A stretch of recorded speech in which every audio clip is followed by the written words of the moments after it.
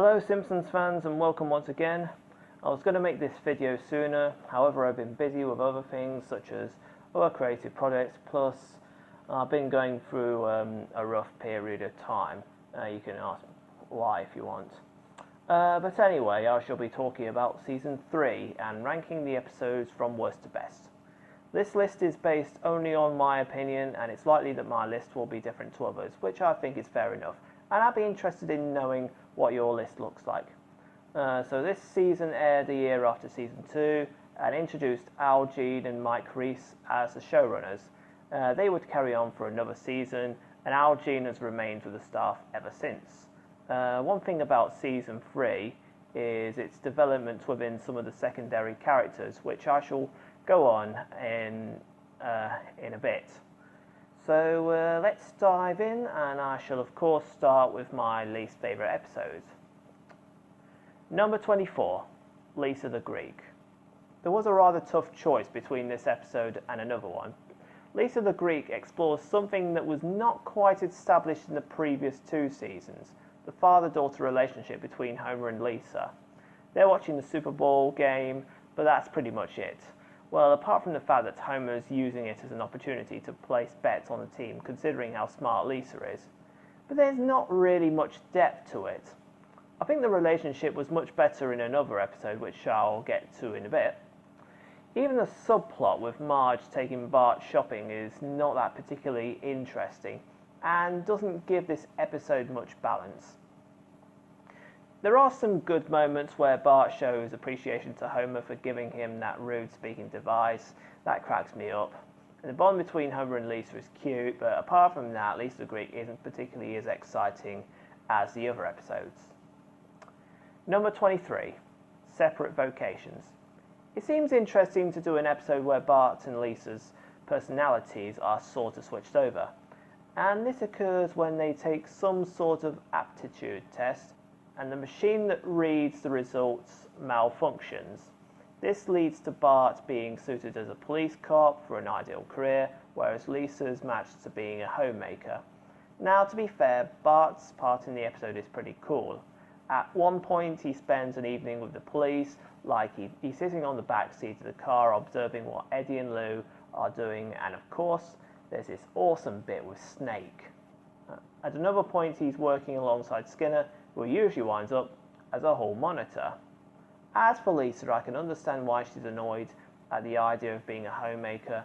I mean, I'd hate to be one myself, but her bit goes downhill when she literally becomes a troublemaker and behaves rudely towards her parents and her teacher. Somehow the atmosphere simply doesn't feel right or interesting, and when Bart discovers that Lisa stole the school books, the way he takes the knee feels rather forced. Those are what bring this episode down the list, but I do give extra points for the music used when Bart and Skinner are searching the lockers and when Milhouse takes Bart's job. That scene in particular is very amusing. Number 22, Burns Verkaufen de Kraftwerk. Of course, the title is supposed to be German for Burns sells the power plant. It would actually be Burns Verkauft das Kraftwerk, but it doesn't matter much. My German's not very good. Of course, many of us remember this episode for the Land of Chocolate sequence, where Homer daydreams of being in a place that's literally full of confectionery. Not only is it undoubtedly amusing, but the animators have made the place look beautiful, and the music is atmospheric and well composed. That scene and the bit where Bart prank calls Moe and gets summoned by Marge to collect Homer from the bar are the greatest bits in my opinion. Apart from those, this episode is only average. I think you're more likely to understand this episode more as an adult than you are as a kid. Pretty good, just not quite as exciting as other episodes. Number 21, I Married Marge. Kinda like The Way We Was from the previous season, except that one was based on how Homer and Marge first met and eloped. I Married Marge focuses on how they tied the knot before they gave birth to Bart. Homer is prompted to tell the kids that story when it's hinted that Marge may be pregnant again. It's very interesting to learn about certain backstories related to the characters. However, there are certain parts of this episode which make me prefer the way we was to this one. Like, for instance, it digs deeper into why I dislike Marge's mom, who I think is a mean and senile arsehole. Yeah, I know Paddy and Selma act like jerks as well, but at least they have better character personalities. Also, it feels rather depressing when Homer and Marge get married, but like there's nobody else at the ceremony. Not even Homer's dad. At other times, it's fairly slow in pace compared to the episode I keep comparing it to. But it does have some great moments, like when Homer talks to Marge about the ending to Empire Strikes Back in front of those who are about to see the film, and some dramatic moments as well. Another fairly average episode. Number 20, Saturdays of Thunder. The thing that gives this episode a boost is the soapbox car race Bart takes part in. I myself had always wanted to be in one of those, but I guess it's more of an American thing, and I unfortunately live in England. Also adding to the excitement to the bits with the races that one of the kids Bart races against is Nelson, who is as badass as ever. Good God, even when his wheels drill into Bart's car is great. We also do feel for Martin when he crashes and injures himself, and the next moment he's groaning in pain. His line of dialogue I can definitely see a kid his age saying.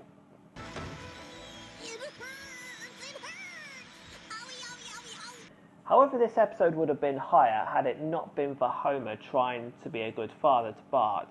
I'm not against their bonds, but it does feel kind of forced, and I feel that the father-child relationship was established in other episodes better. But still, aside from that, a dramatic and exciting episode. Number 19, Stark Raving Dad. Stark Raving Dad is particularly memorable for the fact that Michael Jackson is in this one. Well, sort of in it. But we'll get to that, and I think that's why it's one of the most talked about episodes of The Simpsons. It's also been recently banned from certain areas following the unfortunate circumstances surrounding him, which I won't go on about. So we're introduced to this guy who claims to be Michael, only he's Caucasian and overweight. When Homer meets him in an insane asylum after he turns up at work wearing a pink shirt. I think the idea of placing Homer in an asylum just because of his clothing is rather over the top. I know he has a mean, corrupt boss, but I would never imagine Mr. Burns doing that sort of thing. Also, Lisa obsessing over Bart not getting her a birthday present is rather slow in paces and again a bit much. Also, what about her other relatives?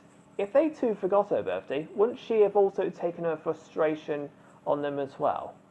But on the other hand, I find Homer's white laundry turning pink really funny, and the same with when quote-unquote Michael attempts to teach him the moonwalk, and I also like how Bart refers to quote-unquote Michael as Looney Tunes, and points out how much he knows the singer, and also that song in the end is undoubtedly lovely, as is how the guy pretended to be the singer to keep the unfortunate happy. That, I think, is a very sweet move. Number 18, Brother, Can You Spare 2 Dimes? Many fans were upset at the sad ending of Oh Brother, Where Art Thou? Hence why this episode, which you could call it sequel, came out. Of course, it was great to see Herb once again, and with Danny DeVito reprising the role. Brother, Can You Spare 2 Dimes has some great moments, i.e. Homer's spermatogenesis analysis. That was always funny from the start. And the baby translator Herb invents is neat. While I wouldn't say it's as brilliant as Oh Brother, Where Art Thou, I'm glad the Simpsons staff gave this episode a happy ending, where Herb forgives Homer for why he became bankrupt in the first place, and then he reclaims his financial security. Number 17, Bart the Lover. If Principal Charming focused on Skinner, Bart the Lover allowed some development for Mrs. Krabappel's character. Through this episode, we learn that Mrs. Krabappel is more than just a cynical and grumpy schoolteacher. She is divorced and lonely and wants somebody to share a romantic relationship with, and I can very much sympathise with her. I speak as someone who has struggled to find a girlfriend through most of his life. Of course, Bart, as usual, winds his teacher up and pushes her to the limits, following a yo-yo related assembly where he accidentally kills her goldfish when he fiddles about with his yo-yo. That scene remains hilarious to this day. But anyway, as he's forced to spend 1 month in detention, he learns of Mrs. Krabappel's goals and so pretends to be a guy who is the hots for her. She, of course, falls for those letters, and I do like the girl talk that she has with Miss Hoover about the mystery man, which is something I would have liked to see more of. Eventually, Bart feels bad for what he's done, and it's good that he eventually puts things right. These scenes show that despite their issues, they truly do get on with each other. As for the subplot, the idea of Homer attempting not to swear is good, but there's a fairly odd change in Todd Flanders' character. In earlier episodes, he's shown to be quite gifted, but in this one, he easily falls for Homer's cursing. Look, I know that the Flanders family are wholly religious and always make an effort to be good people, and that it helps to always have a member breaking one of the 10 Commandments. But ever since this episode, Rod and Todd have, to me, just been okay characters. But I will say that Homer's efforts to not curse is funny, as is the gag where Ned makes a panicking phone call to Reverend Lovejoy, leading to one of his famous lines, "Damn Flanders." Number 16. Bart's friend falls in love. Would you believe me if I mentioned that I had a girlfriend when I was at primary school? Well, my most recent girlfriend didn't, and neither did some other people I personally know. As a matter of fact, a lot of people reckon that school-age kids are too young to have relationships, but Bart's friend falls in love will prove you wrong, as we see Milhouse develop a relationship with a girl named Samantha. Before I go into further detail, I kind of question the naming of this episode. Personally, I think it would have been better if they called it Milhouse Falls in Love or Milhouse's Bird or something, but the hell with it. The relationship Milhouse and his girlfriend have is quite cute, and I'll have to admit, and I wonder if that's what prompted Mrs. Krabappel to show the class Troy McClure's documentary about love, which is very amusing. When Bart snitches on them to Samantha's dad, you can't help but feel sorry for them when he takes Samantha away from Milhouse, and they're crying to each other, and the fact that my girlfriend, the one at primary school, and I are no longer together is not too similar, but the fact that we did go to different schools in the end is the reason why we haven't been together since. This episode would be higher though, had it not been for the subplot. Once again, Homer is encouraged to lose weight, following some silly commercial about obesity. While the flash forward with his family getting crushed to death by his coffin is classic dark humour, I feel that such a cliche about weight issues has recently been overused and ruined, especially in British comedies, i.e. in Absolutely Fabulous and Bridget Jones's Diary. Ugh. But this is classic Simpsons, and they've used that gag better in other episodes, methinks. Number 15. When Flanders Failed. I bet some of us have wanted to know what Flanders does for a living and how he can afford all that stuff, which Homer of course constantly steals from him. Well, When Flanders Failed actually focuses on his next career level, opening a shop that sells left-handed items. And speaking of which, being left-handed is, as a matter of fact, a recurring theme that goes on in The Simpsons. It sounds really nerdy to say so, but a lot of the characters are left-handed, including Bart and even Marge. Hell, even Matt Groening is left-handed. Anyway, as usual, Homer's being a jerk towards Ned, and Ned indeed stays positive, even though his business is clearly failing. It does lead to quite a sad moment where Ned confesses to Homer that he's going bankrupt, and Homer starts to feel remorse. Sure, he resents him, but this is one such moment that highlights that they deep down do have a friendship. I also love how Homer forces his neighbour to reopen the shop and invites a shed load of customers over to the place. It's a lovely ending, even though we do have a rather unnecessary rendition of Put on a Happy Face, but this is what I miss about Todd. His gifted talents, including when he's playing the guitar. Also, we have a cool subplot where Bart takes an interest in karate, but then, need I say more? Plus a great introduction to the guy known as the Just Stamp the Ticket Man. Number 14, Lisa's Pony. Going back to what I said about Saturdays of Thunder, I mentioned the father-child relationship between Homer and Bart. In that episode, the way it started was just abrupt, with Marge criticising his tactics. Lisa's Pony, on the other hand, gives a better introduction to that relationship, though of course it's with Lisa. It has a better setup to it, and Homer has to buy a new reed for his daughter's saxophone before she goes on stage at the school talent show. However, he ends up messing about at Moe's bar, which causes him to arrive too late. Lisa is upset and annoyed at him. This was what Saturdays of Thunder lacked. The rest of the episode is good when he decides to buy a pony for Lisa. And I've always laughed during the Godfather parody where Lisa finds the animal in her bed. This regains love and respect for Homer from his daughter. But being that this episode is supposed to be 22 minutes long, it doesn't stop there. The expenses of keeping the pony prove too much for Homer and Marge, the latter still being cross with her husband for not listening to her. While all Homer can think about is his and Lisa's bond. Therefore, he takes a second job at the Quickie Mart, even though we can feel for Homer tiring himself out. The whole plot is hilarious considering how much his actions wind a poo up. And let's be honest, that colourful dream sequence he had while driving home from work. The calls Lisa makes to Homer to say that she loves him are rather sappy, but they do drive the story on a little bit. But one of the best bits is the ending, where Lisa has to make a sacrifice. It's quite sad, but it's good that she and Homer keep their love for each other. Number 13, Treehouse of Horror 2. The Halloween episodes are always a joy to watch, and the second episode in the Treehouse of Horror series does have some great moments. I love how the three segments are linked together, each one being a nightmare. Lisa, Bart and Homer have, after consuming too much of the candy they got from trick-or-treating despite Marge's warnings. First we have Lisa's dream, where the family gets some sort of gorilla's hand, which grants them wishes.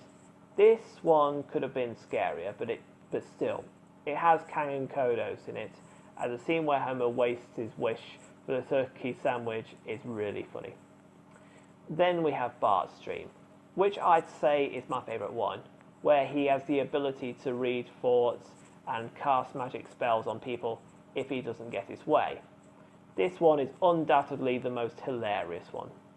But in terms of scariness, I'd point to Homer's dream, which is the last one in the episode.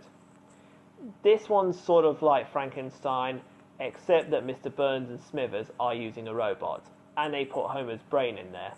It's especially when Smithers takes the brain from Homer that's quite spooky. Not without its humour, of course, need I mention, when that robot literally acts like Homer. Out of most Treehouse of Horror episodes, not quite as spooky as some of the others, but certainly a funny one. Number 12, Like Father, Like Clown. If there's one great thing about Season 3, it's that we got to see more of the secondary characters as well as the main ones, and Like Father, Like Clown is no exception. Krusty did get some adaptation in Krusty Gets Busted, but in this episode we see a little bit more of his backstory. Whilst having dinner with the Simpsons and Milhouse, we learn that Krusty is Jewish and that his dad was a rabbi who was very conservative about their religion, objected to the idea of Krusty being a clown, and then disowned him when Krusty went against his dad's wishes. And for those who got disowned by their parents, you have my sympathy. The big winner of this episode is the drama, where Krusty is feeling depressed, even after getting emotional after broadcasting an episode of Itchy and Scratchy, and Bart and Lisa, expressing their pity, therefore decides to reunite Krusty and his dad together again. Of course, it proves to be a struggle, but it's good that the goal is achieved. And it's a lovely moment where Hyman, that's the dad, and Krusty share their moment with each other. Number 11, Homer Alone. Homer Alone is one of those episodes that stuck with me since childhood. Not only was it on the Last Temptation of Homer VHS tape, but it's especially the first act, which I think a lot of people can relate to. Marge, being constantly stressed out by her husband and kids, are full of great bits, i.e. the radio scene. Need I talk about Bill and Marty's classic prank calls, and describing a death scene when they prank call someone, telling them that his wife walked through a glass window and that there's blood everywhere. But yeah, I can definitely see a little kid describing it like that. But understandably, those events lead to Marge having a nervous breakdown, and I remember my dad saying that that's what happens when mothers get stressed out. And I have to agree with him. To me, the first half is the best bit in the episode, but the second half is great, to where Homer's looking after Maggie while Marge is on a solo vacation. I love how bad Homer's parenting skills are compared to Marge's, even though he does mean well. In one scene, he attempts to feed Maggie, and then he's eating some of the baby food, and also when he's stapling Maggie's diaper. I also love that Homer's looking in the worst places when Maggie goes missing, including a vacuum cleaner. And speaking of which, this is one such episode that gives Maggie a lot more focus, because we hardly see much of her in most episodes. Demonstrates that she does have personality and feelings despite her age. In the end, of course, the family do need each other, and it does have a very heartwarming ending when the five of them are reunited again. Number 10, Homer Defined. Homer Defined has to be one of the funniest Homer-centered episodes in Simpsons history. In this one, Homer saves the power plant and the rest of Springfield from a nuclear meltdown. The build-up to it is not only funny, need I point out how he does it, but also intense, thanks to the alarm, the music, and even the colouring and lighting. Of course, Mr. Burns and his other associates congratulate him, even though we know that he's just lucky to have stopped the meltdown from happening. As for the subplot, we're introduced to Milhouse's mom, Luann, who is one of my least favourite characters, though she isn't quite as bad as she is in later episodes. It's through a scene where she and Marge are discussing Bart and Milhouse's friendship, after when Milhouse informs Bart that they can't hang out anymore because of Luann's negativity about Bart. Not a truly exciting subplot, but it's good that they stay friends in the end. But going back to the main plot, we're also introduced to Aristotle Amidopoulos, Burns' rival and his Shelbyville counterpart, and his reaction to when he finds out how Homer saved Springfield in the first place is great. Enough said. Number 9, Colonel Homer. Maybe it's because it was on the Last Temptation of Homer VHS tape, but Colonel Homer may be one of the episodes I've seen the most times. I bet even my mam will remember it. Colonel Homer is a very pleasant episode, and I love how it starts with the family going to the cinema, Bart scaring his sister, and Homer behaving obnoxiously while finding the movie he's watching hard to follow, and that movie being a political thriller. The sequence serves as a great setup to the more essential plot where Homer meets Lurleen Lumpkin, who reminds me a little bit of Dolly Parton, mainly due to her heavy Western US accent and her country-style songs. Speaking of them, the songs she sings are also lovely, but one thing that stands out about Colonel Homer is how much Marge senses that Lurleen has a hot for Homer, yeah I know, and how oblivious Homer is to those facts. Eventually though, he does work that out and starts thinking about his family. Too much to say about this episode, but it's a great one. You're standing in the way of my boyhood dream of managing a beautiful country singer. Your boyhood dream was to eat the world's biggest hoagie, and you did it at the county fair last year, remember? Number 8, Mr. Lisa Goes to Washington. Surprisingly, I hadn't seen this episode as much as others in my life. Probably because it was shown on TV around the time I was out doing kids' activities and so forth. But I have to say that Mr. Lisa Goes to Washington is one of the best episodes to have focused on Lisa in Simpsons history. Through this episode, we learn from Lisa that kids are never too young to show an interest in politics and or obtain political views. The family wins a trip to Washington after Lisa wins a writing contest. The designs of the White House are very well detailed. It's almost like looking at a newspaper. But the biggest winner is the themes and a scene where Lisa notices some corruption within the government, and also the message that one should never be afraid to stand up for what one believes in. Number 7, The Otto Show. From what I've seen from recent critique-related videos, Otto's become a rather unpopular character. True that there are not many episodes that focus on him, and I'm not sure if I'd put him in my personal top 10 list of Simpsons characters, but I don't think he's that bad of a character, and The Otto Show is one such episode that justifies my reason for saying so. The first act sees Bart and Milhouse attempting a rather disastrous Spinal Tap gig. Then we get Bart learning the guitar after deciding to be a musician, and I myself play guitar and always wanted to be a musician myself, though I never pictured myself ending up like what Bart imagines himself, being drunk and being antisocial towards his manager and Milhouse, who he imagines as his bandmate. His failed attempts to get it right lead to Otto demonstrating and entertaining the kids on the bus, and after careless driving he loses his job and even his home. These acts are so neatly linked. It's after Otto's sacking when we learn a lot more about this guy, that he has a bad relationship with his parents and lacks simple writing skills and other things. This episode lets you feel empathy for Otto, despite his obvious flaws, and indeed it has its hilarious moments when Skinner attempts to do Otto's job and when Otto tells Lisa a scary story. But it's great that Otto does get his job back, because can you imagine what it'd be like if otherwise? Number 6, Flaming Moe's.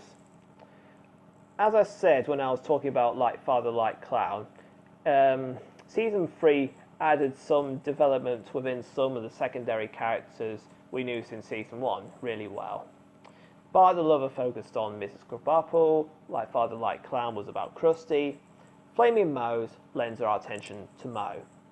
Moe is one of my favourite characters in The Simpsons, though I must admit his character did sort of go a little bit downhill in much more recent seasons. But it's awesome that they did an episode about him. Through this one, we're introduced to his recurring themes, his failure to attract customers and his longing to boost his business. In this episode, his prayers are answered when Homer, one of his close friends, shares with him a drink he invented, and gee, what an incredible drink it is. I know all this talk about The Simpsons predicting the future is getting tiring, but I'd love to see one that goes woof when you light it in real life. Anyway, despite Homer and Moe's friendship, we know how much of a jerk Moe is sometimes, and their friendship is put to the test when Moe takes Homer's idea and passes it off as his go, naming it the Flaming Moe, when in fact originally it was named the Flaming Homer. To be fair though, I probably see more markets in that name in the Flaming Moe other than the Flaming Homer, which is the original name. No disrespect intended, but I say it from a business point of view. It's great to see how well Moe gets on and that the drink is boosting sales, but considering that Homer's getting no say in it, his bitterness is understandable. And the way he reveals to the public what the secret ingredient is for the Flaming Moe is so great. Even though it does cost some fortunes. Oh, an extra point for Bart's prank phone call, which backfires when he discovers that there really is a guy named Hugh Jass. Number 5, Dog of Death. Going back to what I said about Bart's dog gets an F, Dog of Death to me gives Santa's Little Helper much better character traits and provides him with a much more innocent persona. It starts with him suffering from serious stomach problems. I think a lot of us can relate to this, considering that many of us have had pets die due to serious illnesses. It can especially be upsetting for kids, and Bart's emotions during when he and his parents talk about Santa's Little Helper's expensive operation are very authentic. Of course, we're glad that Santa's Little Helper does get better, but in addition, the family still have to cut back due to the expenses that they faced. We understand how annoyed they are with their dog as a result, but at the same time, we do feel sympathy for Santa's Little Helper after Bart refers to him as a dumb dog. His groan and the way he drops the ball from his mouth is so heartbreaking. Deep down, the family do still love him, and Bart blames himself for the dog running away. However, we do get a very beautiful scene where Santa's Little Helper is wandering through the wilderness, even attacking a bear and rescuing a baby, with Peter and the wolf playing in the background. This segment ends when he gets transported to the dog pound where he's bought by Mr. Burns. But by far my favourite scene is the finale, where Bart attempts to get Santa's Little Helper back from Burns' clutches. Santa's Little Helper comes to his senses and scares off his fellow hounds, and we see Bart hugging his dog and the dog licking him.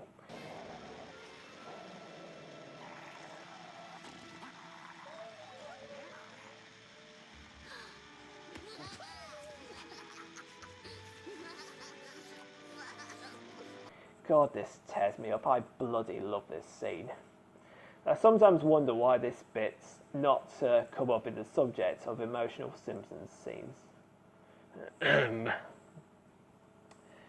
Number 4, Radio Bart.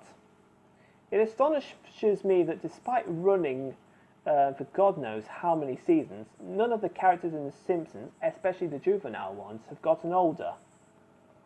I bring this up because Radio Bart begins with Bart celebrating a rather disastrous 10th birthday. So I guess he would have been 9 in previous episodes, but anyway. The range of activities Bart does with his birthday coupons is quite interesting, and the designs of the venue where his party takes place are brilliant. It makes me feel like I want to be there. Bart unfortunately doesn't exactly have the greatest time, nor does he enjoy the gifts he's received, one of them being a cactus plant. As Mr. Potato Head from Toy Story would say, who invited that kid? That is until he tries out that microphone set Homer got him, and gee, those pranks he uses it for are so awesome. Of course, there's always going to be one prank that creates a fuss across the town, and that's when he pretends to be a little boy trapped down a well. This also leads to a group of celebrities, including Sting and Krusty, singing "We're Sending Our Love Down the Well," and Krusty's singing is hilarious. Eventually the joke's on Bart when he ends up down the well himself, and I do feel for him, especially when he lists the bad stuff he's never going to do. Before I move any further, I shall talk about Willie. Another reason why I love this episode is his contribution. It demonstrates that he's more than a bad-tempered school caretaker. He is also a hero and does care about the kids' safety, hence why he runs like mad trying to get help when he hears quote-unquote Timmy O'Toole calling. Plus, before he helps Homer and Marge rescue Bart, this is where we see that awesome gag where he tears off his shirt despite wearing dungarees, of course. Definitely one of the best moments from one of my favourite characters. Number 3, Homer at the Bat. Homer at the Bat is one of the most popular episodes of The Simpsons, and I can certainly see why. But my reasons may differ a little bit from most fans. Like, for instance, I am a personal baseball fan, which is one of the minor reasons why I love this one.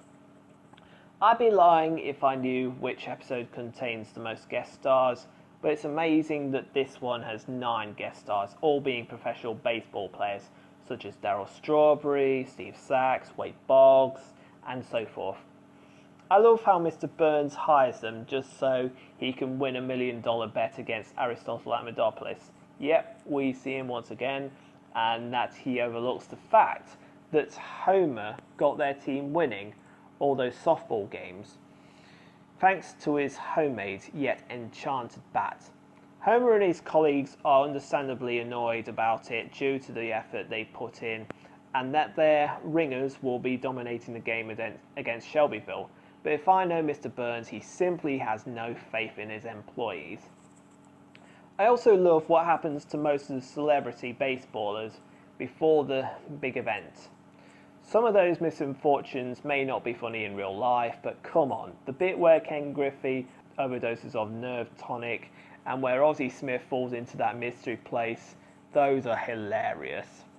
Even when Don Mattingly gets dismissed by Burns just because of his quote-unquote sideburns. Apparently, this is a reference to a true story where Don himself was scolded by another baseball coach manager to get a haircut. There are too many funny moments to name that make this episode, but I also love the music they use during the matches. They are so well composed. Number 2, Black Widower. One of the reasons why I rank Black Widower so high is because of Sideshow Bob. This is his first episode since Krusty Gets Busted, and that is aside from a few cameos in between. Come to think about it, they do reference Krusty Gets Busted a few times, including when Bob and Krusty briefly reunite on live TV, and even revive the nostalgia. I shall talk about Sideshow Bob in a bit. This episode also explores further on Selma's goals on seeking a relationship, and I think this is why I like her a little bit more than her twin sister, considering that it's mostly her that they focus on.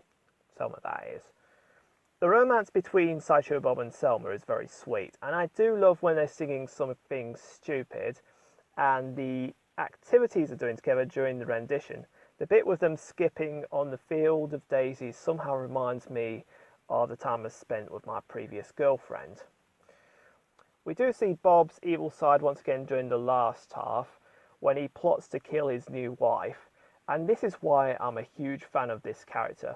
One moment he seems charming, but then we get a clear sense of darkness within him. Some people may have guessed that as well, but I always get the feeling that he wants to kill Selma so that he can get to Bart.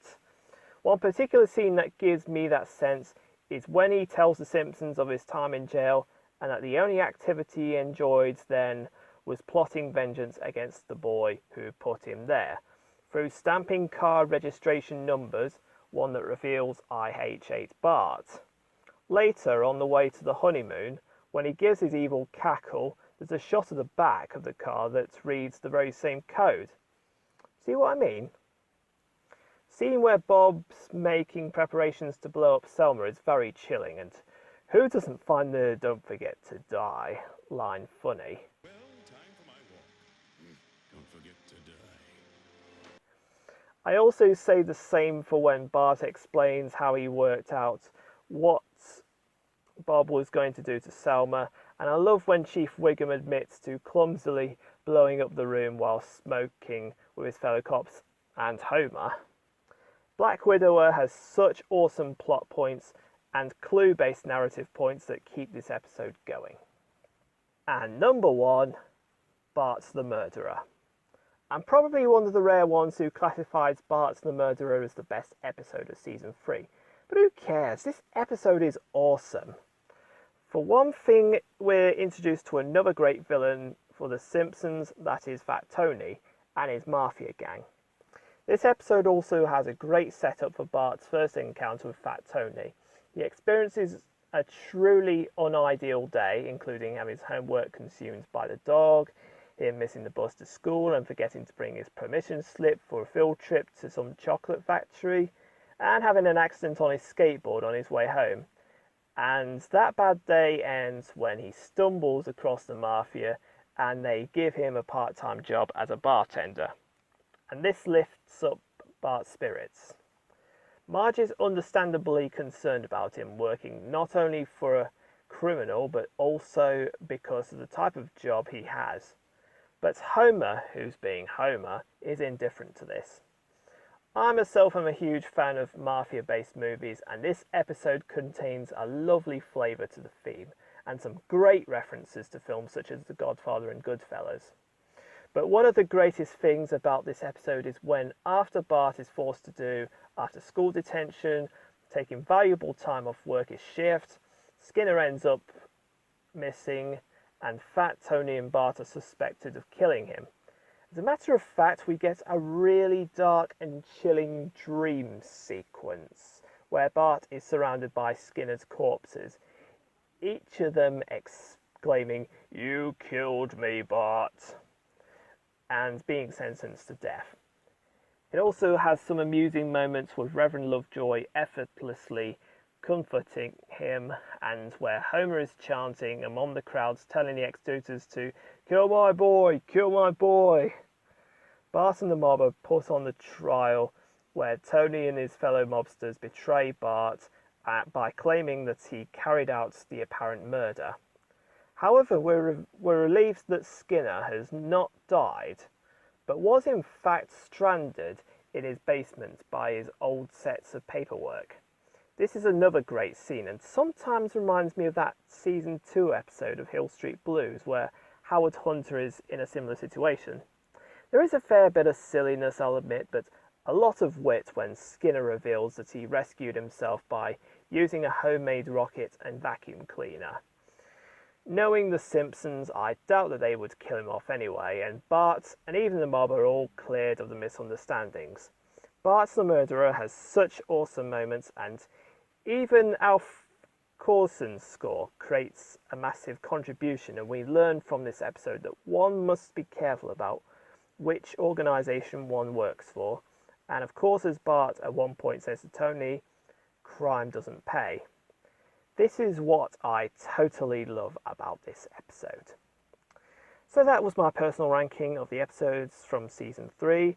What do I think of this one? For me, it's joint 6th, 7th with Season 2. But it's no match for the season I shall talk about next time, which is what many fans call the best season, which is Season 4.